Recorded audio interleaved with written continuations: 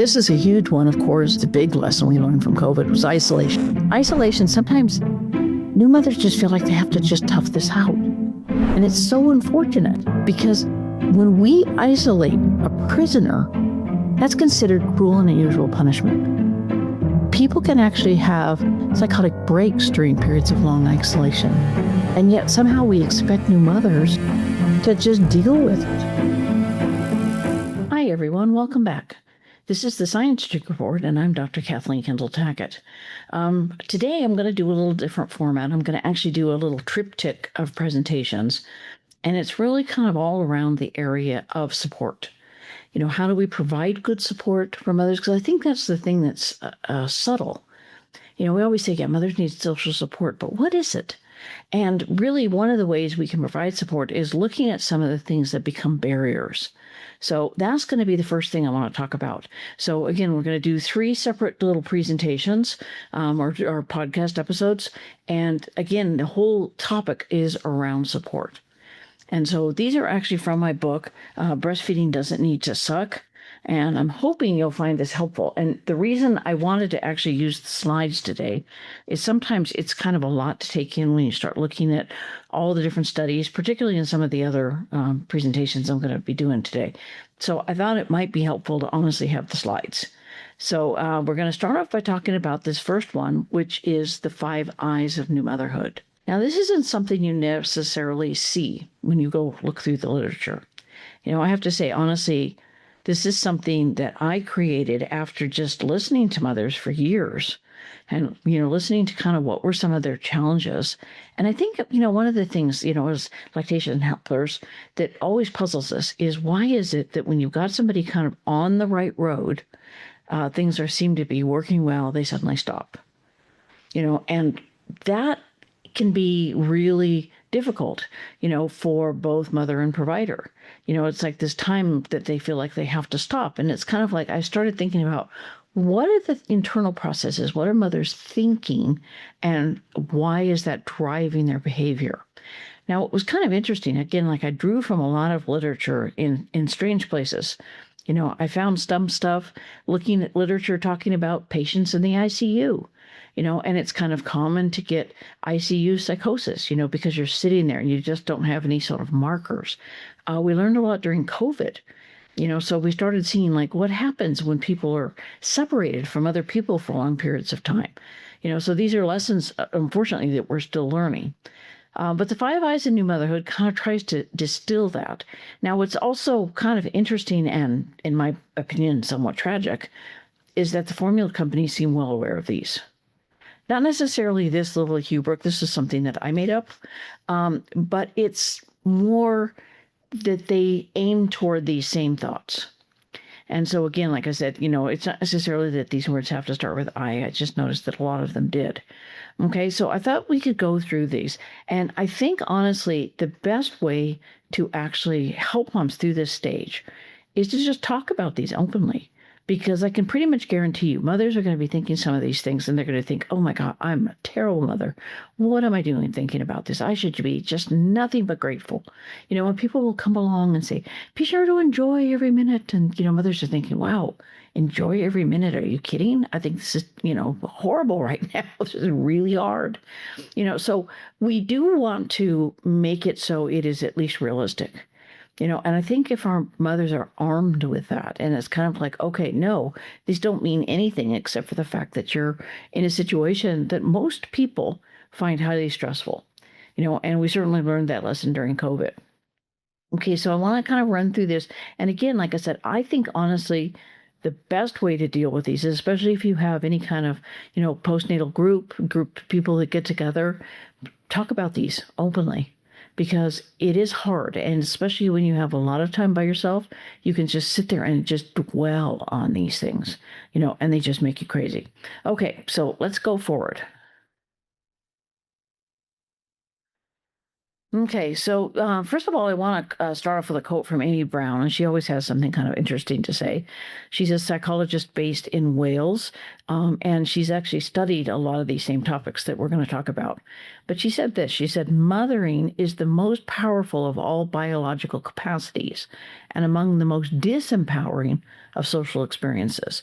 So again, it's not surprising when mothers feel like they just can't do this, that this is so overwhelming. And so again, I think a way to actually help is let's make some of this stuff explicit, and then let's talk to them about it and say, okay, here's some ways to kind of deal with this. I kind of found this too from my own experiences. It's like I had worked remotely for a long time, so I was used to it. I've had people say, well, how do you work remotely and get any work done? I'd be throwing laundry in all the time. I'd do it. Well, you do. But, here's the thing. When you work remotely, you have work to do. You have things to do, so you get it done. But you do learn that there are certain ways to kind of cope with that, and we'll talk about that in just a minute. So again, like I said, I found myself, especially at the beginning of the pandemic, being sort of a tutor for many of my younger colleagues, particularly who'd never actually had to face some of the similar experiences new mothers face. So it was kind of interesting. As I said, all this stuff sort of was, running around in my brain as I started writing. Okay, so, as I kind of mentioned in the intro, is that some of the experiences or the challenges related to early breastfeeding are not related to breastfeeding itself. Breastfeeding may actually be going okay. You've got the situation where maybe mothers have, managed to bring in a decent milk supply, and so that's all working. They've managed to, have comfortable latch, and so that's working. So things are going well. Baby is growing, developing, and yet they still struggle. And again, I think to providers, that a lot of times is a real puzzle because they're not sort of thinking psychologically, but I'm a psychologist, so I can't help it. Okay, but the important thing to know is this is something that can absolutely derail mothers. And to remember that we have a multi-billion-dollar industry preying on these very fears. They absolutely do. I've seen the ads, and I'm not kidding how spot on. They really seem to know. They know their market. And they're not stupid. That's the problem. I kind of wish they were. Okay, so Allison Holman is somebody who did some interesting research during the pandemic, and she did some research kind of around time. But some of her other, kind of areas that she talked about with regard to that was, things that are relevant to new mothers. Okay, so this first one is idleness. Okay, so when you are a new mother, and let's say you're home with your baby, a lot of times so many of our mothers are sort of isolated. And, they may be only home for a few weeks, depending on where you live. But they may be only home for a few weeks. And yet when you're there and like, let's say maybe partner's gone back to work, maybe grandma's gone home, you're there by yourself all day. And it feels like all you're doing is just sitting and nursing, sitting and nursing, sitting and nursing. And yeah, in the early weeks, it is kind of like that because you are trying to establish a milk production. And so it feels like you're, quote, not doing anything. In our culture, we really do not like being in times of forced idleness. We don't like it. And people will start saying, well, what do you do all day?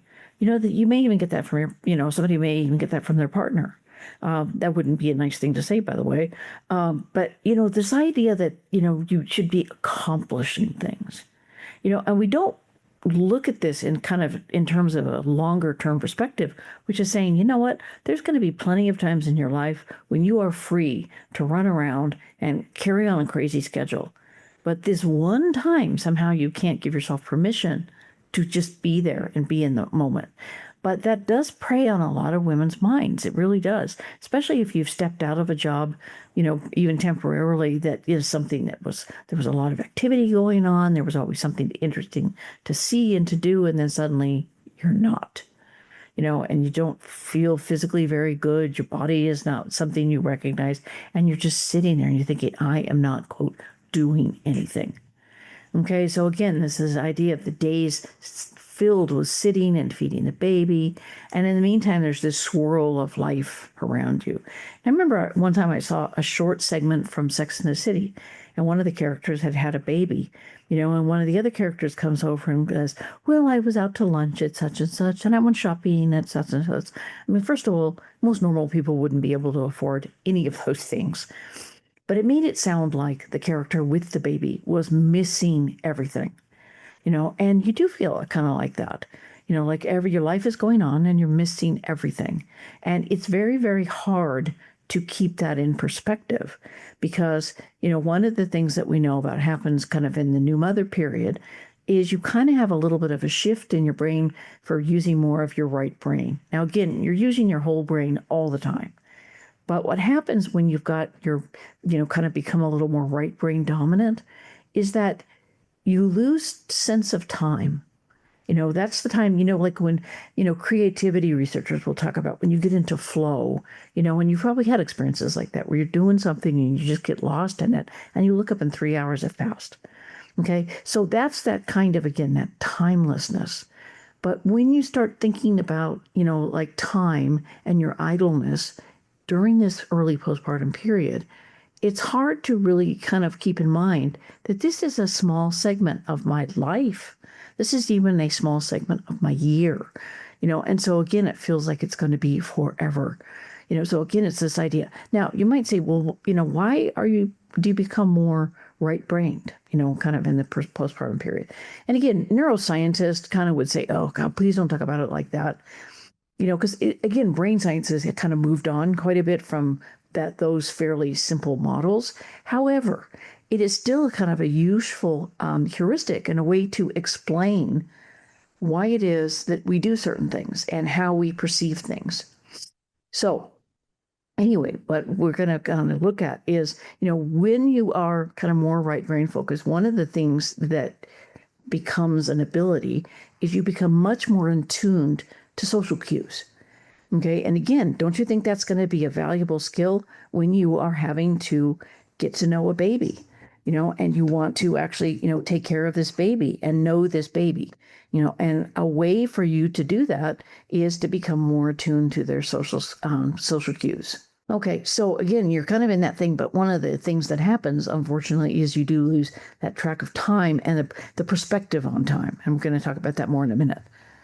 Okay, and so this is kind of what Brooke Shields has to say. Again, like I said, you kind of find these little nuggets in all kinds of different places. So this is the book that she wrote about her experience with postpartum depression. You may remember her and Tom Cruise got into a big kind of pissing match about this because, he was saying you shouldn't be taking antidepressants. I mean, kind of missing the whole point of the book. But the book was actually very well written. It was quite articulate. But this is what she said. She said, I love schedules, but prefer to be the person making them. It occurred to me that I was a prisoner to a small squeaking creature. I did not like this one bit. I felt stuck. I did not want the responsibility the situation demanded. So again, she felt like she was having to do a lot of work in this one situation, but it wasn't the type of work she wanted to do, and that she was stuck. And so again, this idea that this idleness, and what people kind of aren't really seeing is the fact that you actually are doing something very, very important. Okay, so how do we reframe this when we talk about it? Okay, so first of all, I think it's important that we acknowledge that they are actually not idle. Okay, their body is recovering and has made a human being.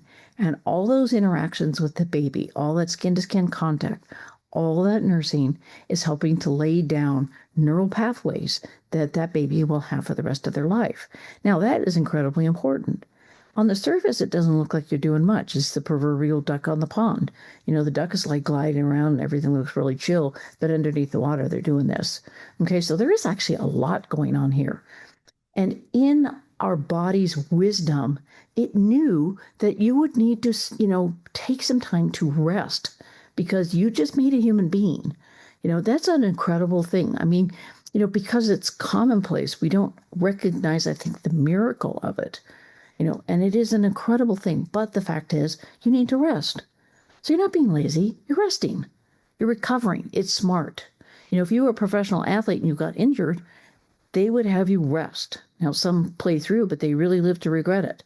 Okay, so again, listen to the wisdom of your body. It's telling you to rest, sit down, try to relax. Do something that's kind of like, and if you feel like, we can talk about this in a little bit, if you feel like you want to do a little something, there are some things you can do. Okay, and you again are establishing a milk supply. Again, critically important. Something not everybody can do. And so the fact that you can do it, you should think, wow, this is amazing. My body is amazing, because it is. Okay, but one thing that actually really helps, and we'll kind of talk about this at the end, is establishing structure. Structure helps. That's just a fact. And it's kind of the way you get through these kinds of situations is having some kind of structure. So loosely, what time will you have lunch? Do you have to be at an appointment today? What time will you go outside, roughly? Again, knowing that schedules change, but kind of thinking about what are some bigger things, some bigger plans that eventually you want to do by the end of the day.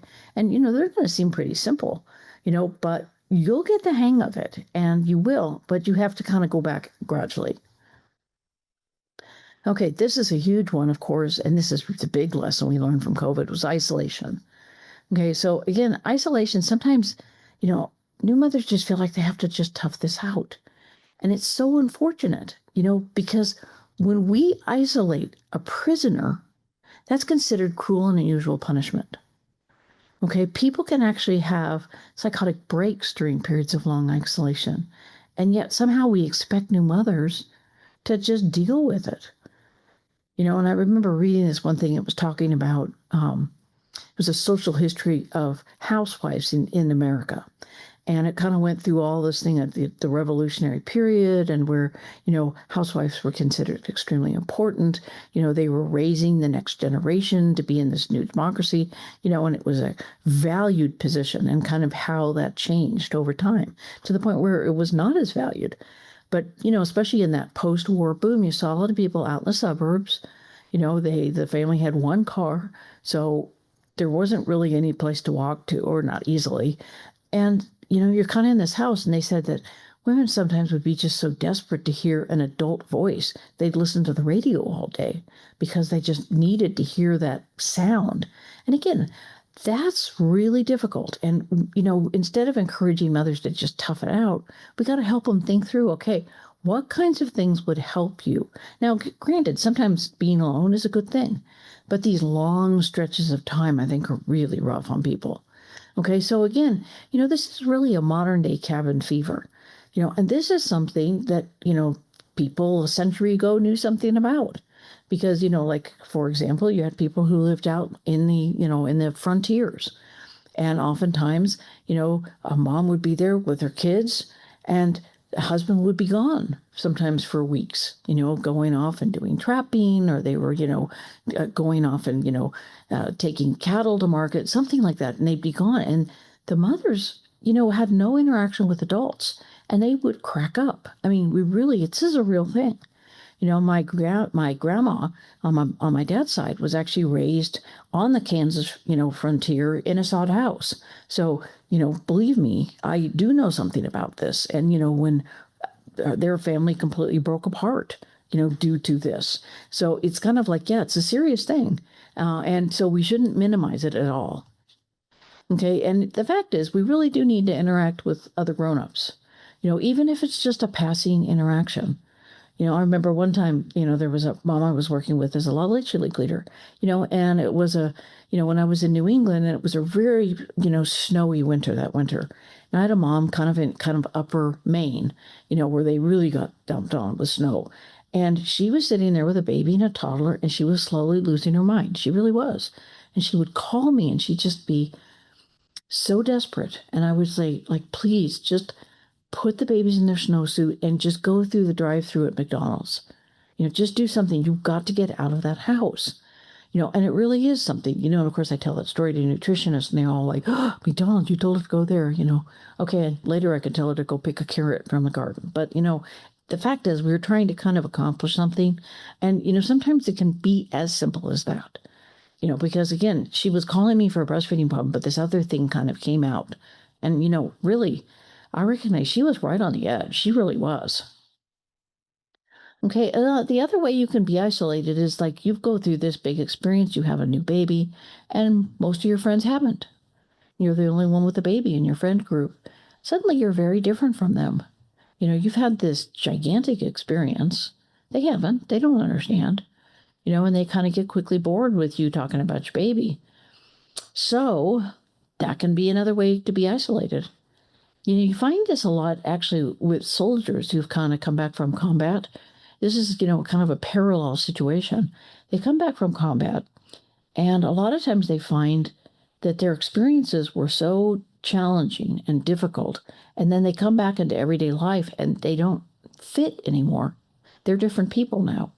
And that's the way it is with birth. I mean, again, birth is commonplace, but we should recognize what a huge experience it is. It's like probably the first time many women have been in the hospital.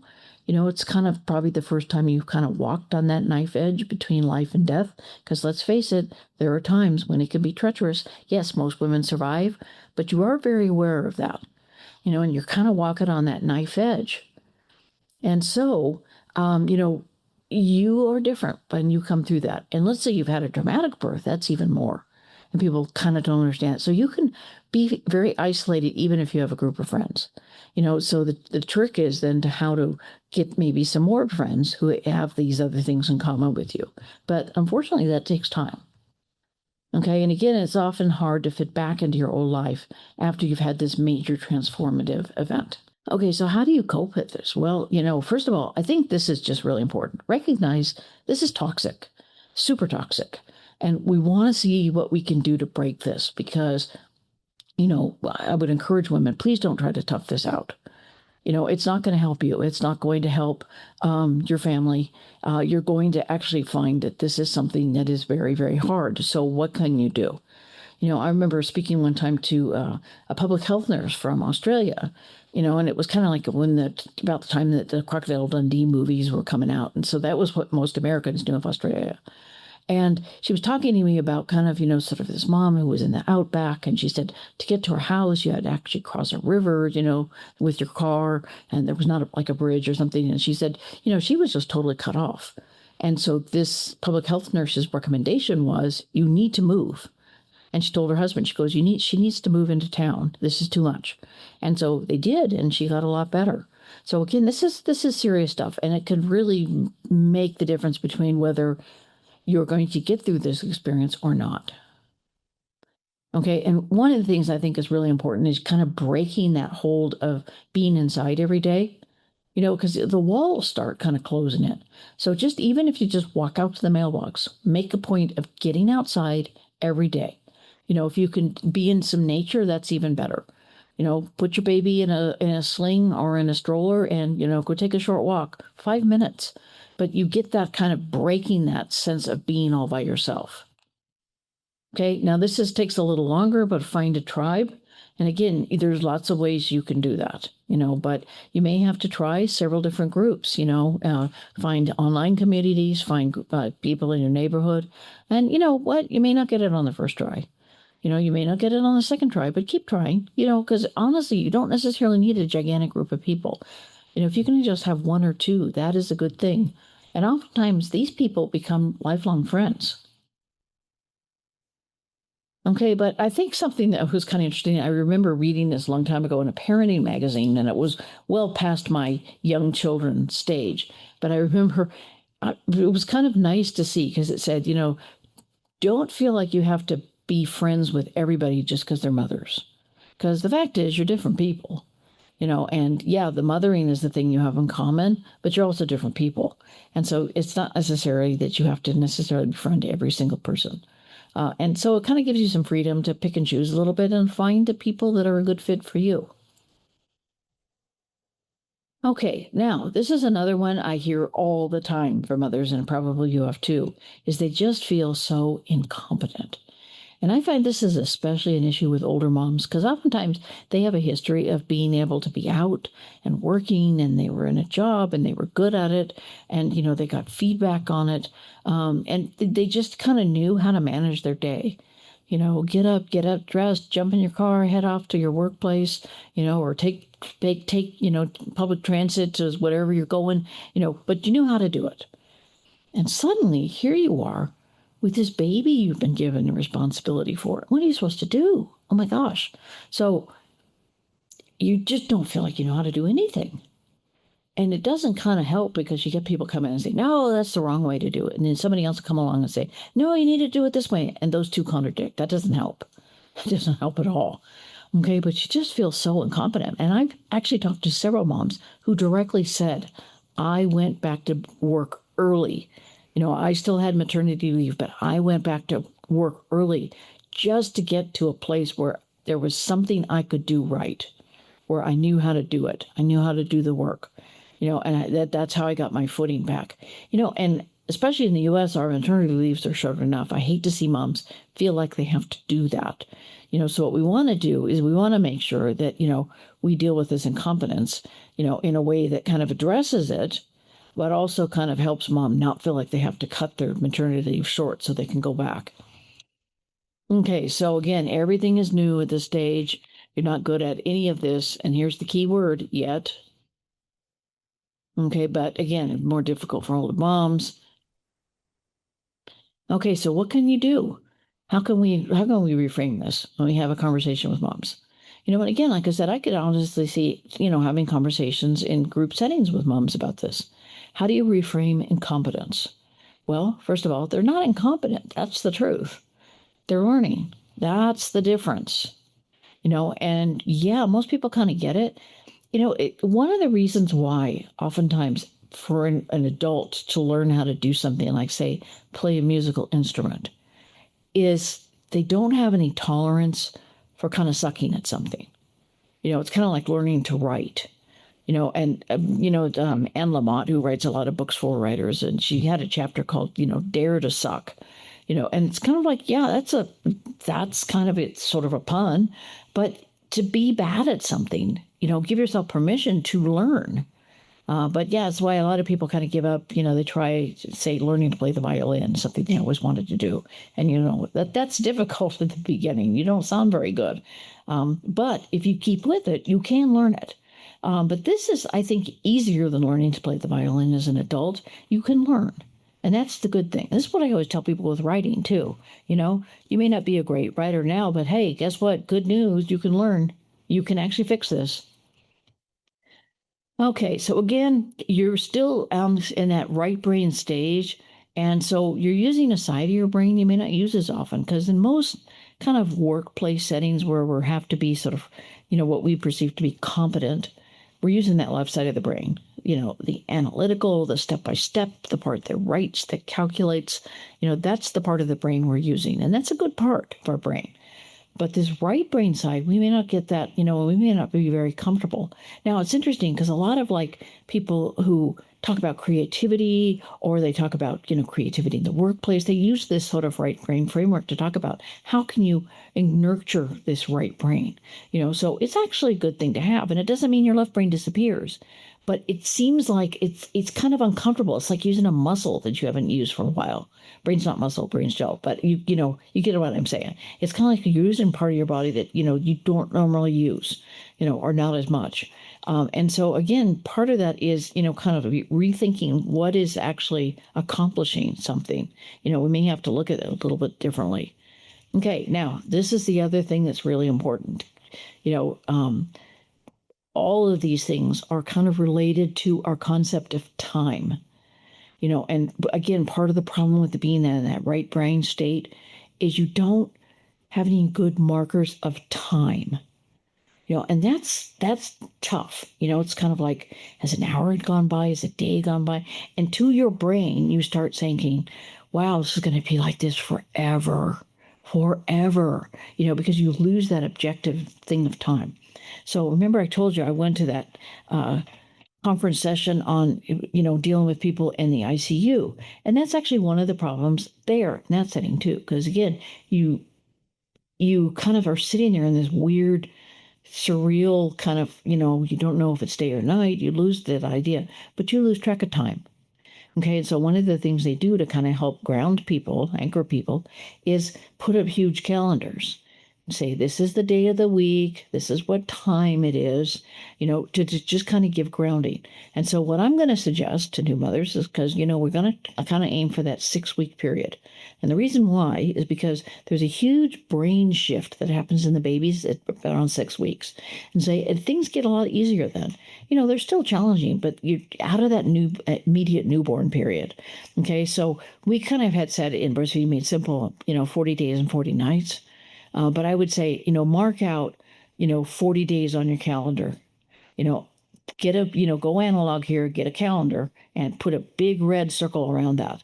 And then you're going to look back and you're going to say, wow, I actually did really learn a lot. You're going to be amazed. I think this is when you get all the mommy bloggers get on and saying, hey, they have learned the wisdom of the ages. Well, truthfully, they have. They have learned so much. So again, if you have that kind of concrete, hey, this is when this is going to get better for me, I think you can kind of relax a little bit and let yourself learn, be a learner. Let yourself try and error, kind of like, okay, maybe this didn't work. Let's try this, and give yourself permission to not be on top of everything all the time, and sometimes that's very hard for adults. Okay, but again, by 40 days, you're going to be amazed at what you've learned. Okay, identity. This is one where I think the formula companies particularly prey, on new mothers because they, you'll see ads and they'll say stuff like, you can be back to yourself. Get back to yourself again. And they use the isolation one too. Go out and be with your friends and you can do it.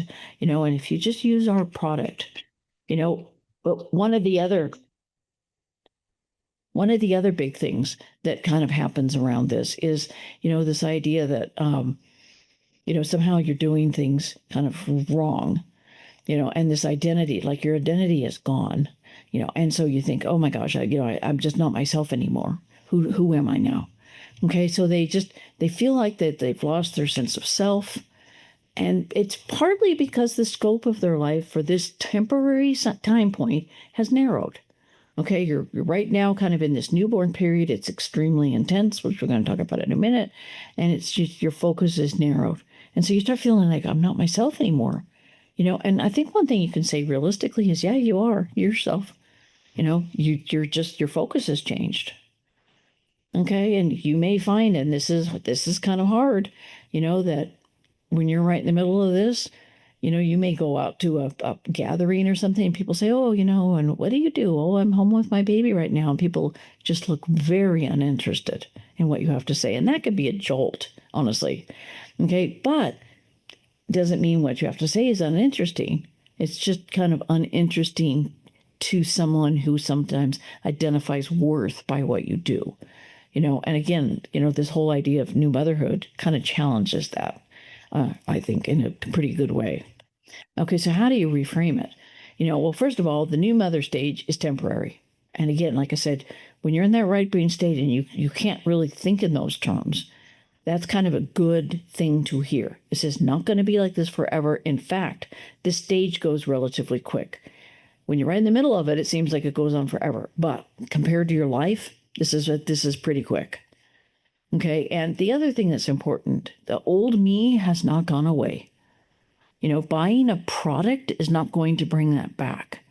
Okay, your old me is still there. Your left brain is still there. It's not gone away, but what you've done instead is added this wonderful and amazing new dimension to your life. And most mothers, you say, would you go back and do it differently? And the answer is often, usually, no, I wouldn't. This has been amazing. But doesn't mean it's not challenging.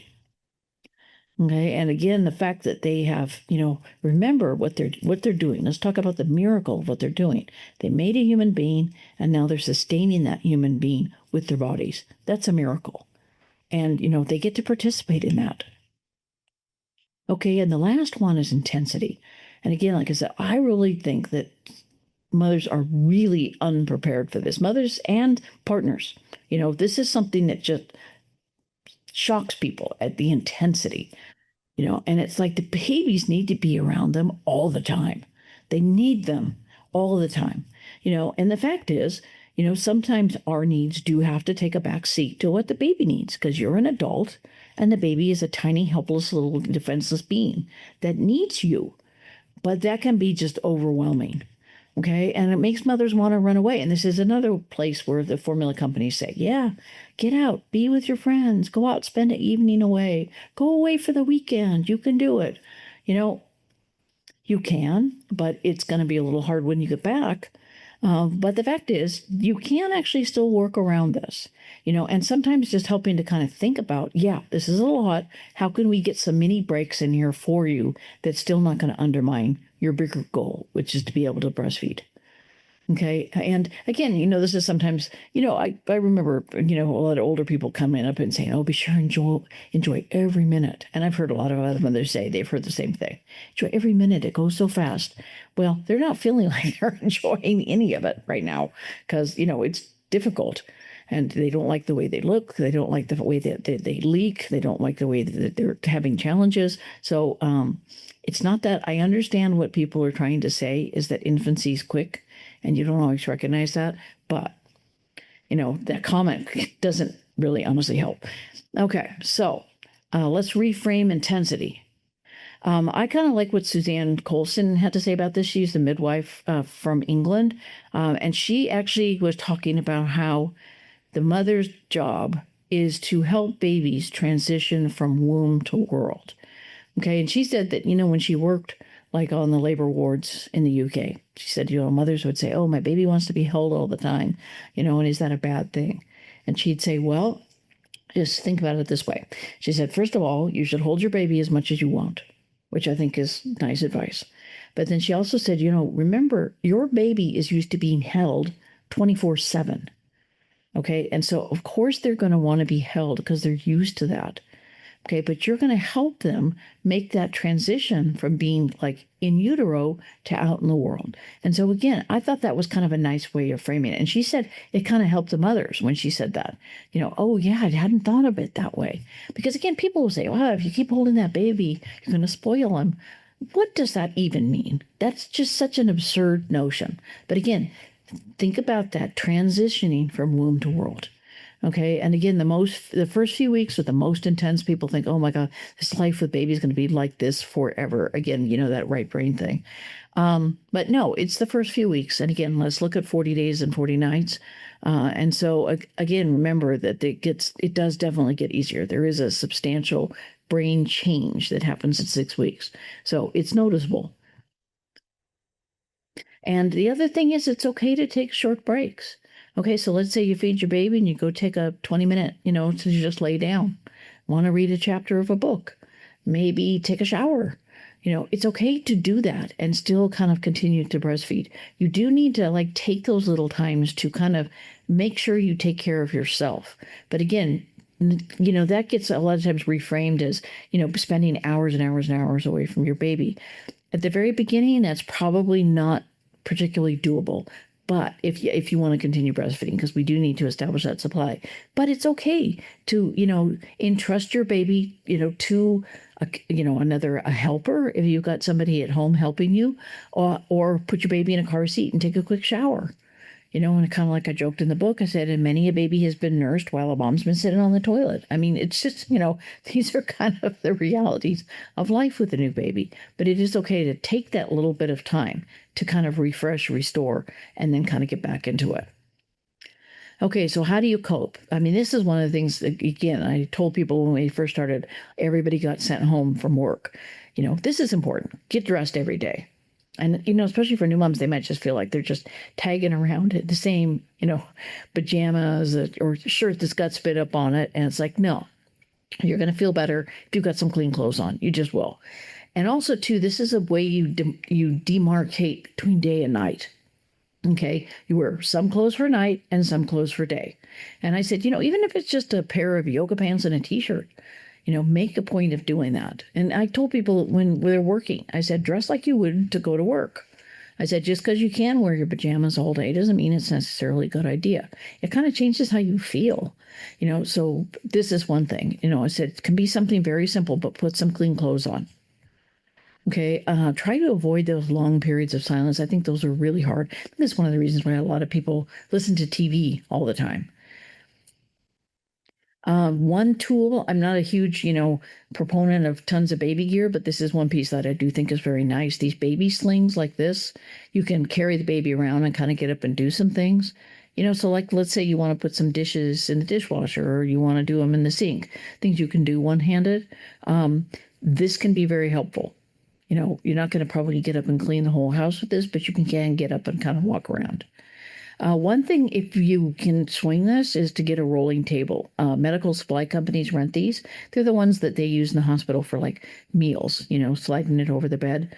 But, having had shoulder surgery twice, I found these very, very helpful because, you're doing things one-handed, but you can set up a little station for yourself and you can take it to different parts of your house, depending on what you need. So you can have your phone and your, if you have, correspondence you want to do or whatever, kind of things you want to have. You want to have, your glasses, anything like that. You can just take stuff very easily from place to place and you have a surface.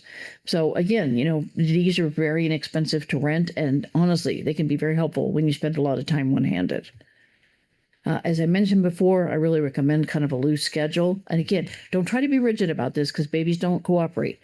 But like, okay, say between 12 and 2, you're going to get a bite to eat for lunch. Okay. Roughly 1 o'clock, you're going to try to walk outside for a few minutes. So kind of try to think about that, especially at the beginning of your day. And it starts, again, giving you a little bit of a sense of framework. In finding one-handed tasks, sometimes if you just feel like you have to be productive, use your one hand to go through the mail, maybe pay some bills. There's things that you can do one-handed. And so like, if you really feel like you can't take that time off, your mind, your idle mind is going nuts. That's a good way to kind of handle that. Okay, I'd say really, this is not the time to try to tackle War and Peace. It's too hard. Everybody has 3 names and it's very long. So what I would suggest is that if you want to read something really fun. There's all kinds of really fun authors out there. And, I'd say, get a subscription to Kindle Unlimited and just go mad. Read something fun, or watch something fun. Try to really kind of put stuff in your mind that is actually going to kind of make you feel better and, uplifted and not, down. Okay, now this is important, is limiting phone time. I've had an awful lot of lactation consultants tell me, gosh, what are we going to do about these moms? They're just on their phone all the time. Well, this is what I would kind of say. When a mom is on her phone and the baby's trying to interact, to that baby, that mom looks like a depressed mom. It looks like, if you look on YouTube, the still face mother studies, that's what it looks like. And so what I would recommend is, like, for many people, the phone is kind of their lifeline. It's kind of like, okay, where they go on, a website, or they go on Insta, or they go on Facebook, or they go on, Twitter or something for information, not Twitter, X, but they go on that, to get support. But I would say, try to really limit that. Give yourself 2 hours a day. And then after that, kind of, I know there's settings you can put in your phone to kind of really limit that. I would recommend you do that just because you don't want to be in that situation where the baby's trying to interact with you and they're getting like still face mother study. And if you want to look up on YouTube, look up those. It's called Still Face Mother at Ed Tronick at Children's Hospital in Boston. They're pretty compelling. He was trying to show what it would be like for the baby to have a mother who had depressed affect. That's what he was trying to show. And you can see it's very upsetting for the babies. So we don't want to mimic that by being on our phone all the time. Plus, it puts you in left brain space. And, when you start with these apps, how many times have I nursed it on the left side? I mean, you really do get a sense of like when you need to do it. And the baby's got a pretty good sense of when they need to eat. So let's just trust that. And again, like I said, I would recommend, unless it's absolutely icy, to try to get a little bit of outside time every day. And also, too, just for your kind of own mind, even if the rest of your house looks like a bomb went off, which is fine with me, try to keep the immediate area around you tidy. It's just kind of good for your mind, because otherwise you just feel like, oh my God, this is just hopeless. Okay, so with that, I'm going to stop here. The next topic we're going to cover is this, which is social support. And I will be back in a minute and we will get going on that. So thank you very much for tuning in. I'm hoping that this was helpful for you, and I will see you next time.